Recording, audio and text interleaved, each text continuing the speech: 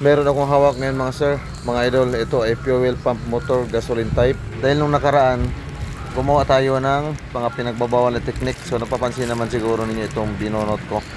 Ayan o. Meron itong rubber. Ayan o. Ayan. At mapapansin natin itong plastic. Ayan o.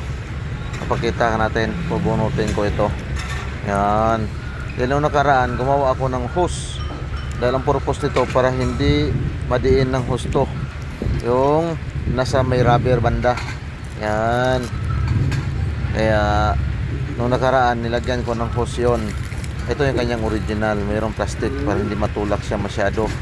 Itong rubber naman para walang leak na magaganap. So ang ginawa naman natin is mayroon tayong nilagay noon na o-ring lang.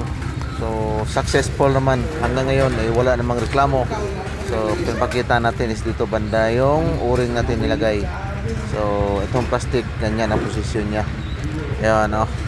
I hope nakatulong yung ginawa natin na pinagbabawal na technique. Ang importante ay walang tagas. Yun lang ang pinaka-logic doon. Ayan, oh.